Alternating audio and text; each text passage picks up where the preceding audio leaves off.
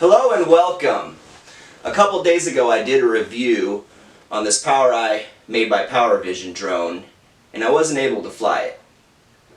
I did fly it yesterday and I took a big risk. It was 20-mile-per-hour wind gusting up to 30 mile per hour. I took it out and I have some things to share with you. This is a significant difference between Vision and DJI. I've been flying DJI for a while now, and I've been looking at buying the Inspire 2. But I've also been looking at this. There are very significant differences about these two products. And I'd first like to thank Bo Lorenzen and Robin Greenwood for some of the research they've done and how I was able to decide on actually buying this. So first I want to talk about DJI and the app crashes. This runs on a Wi-Fi signal, which was really pushing me away. But surprisingly, it does not crash.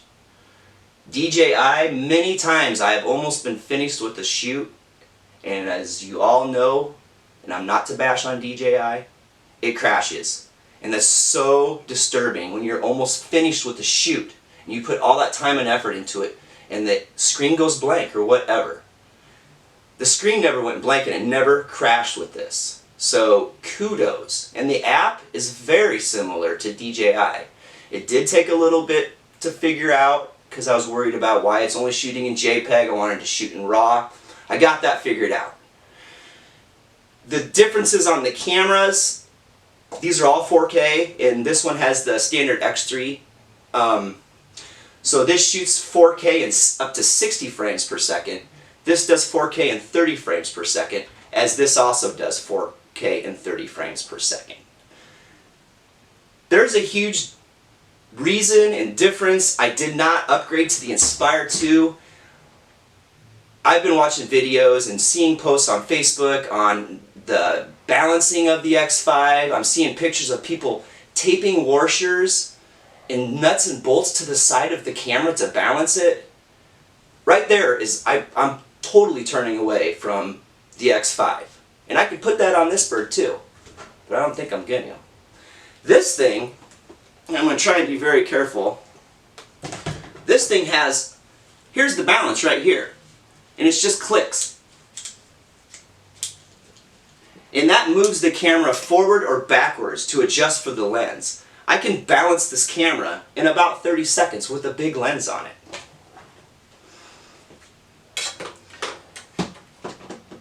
That's big to me.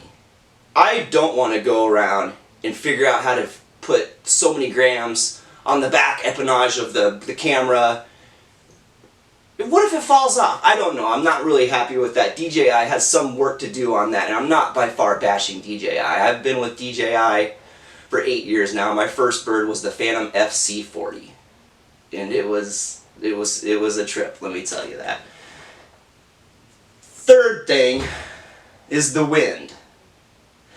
This has carbon fiber propellers, and it only comes with one set, so that might be a downfall on this, but these aren't too expensive.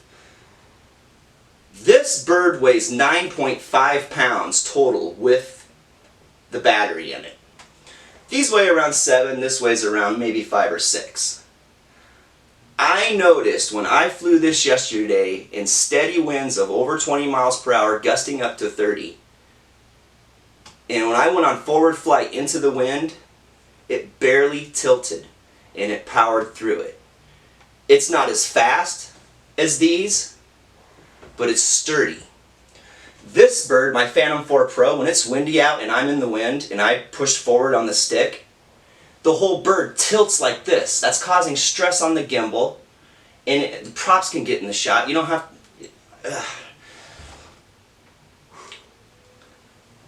It's frustrating, but I'm really focusing on why I did not go with the DJI Inspire 2 with the camera platform. This bird is very sturdy in the winds and wind shear. It barely moved. Is it that fast? No. I think maybe the top speed on this might be 30 mile per hour with a tailwind. Top speed on this bird, close to 50. Top speed on this bird, I've hit over 50. So these things are great for following things. If the app doesn't crash, that's another big thing about that. The propellers, back with the propellers again, because they're carbon fiber, it is significantly quieter than these two DJI products here. Finally, I want to go on the transmitter. I'm a little iffy on this. You have to charge this like docking station and the remote. You have to sync them together. And then on your tablet, you have to go into your Wi-Fi settings and look for Powervision, find that. Honestly, it's a little hassle, but once it's hooked up, it never crashed.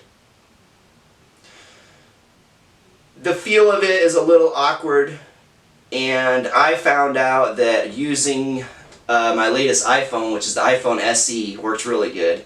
I have an older iPad mini and I have an older Android, and they both accepted the app, but I was having issues, and I think that's probably because they're older devices. So with this, I hope you guys can understand a little bit. Today's pretty nice. I might get another flight in. I don't know.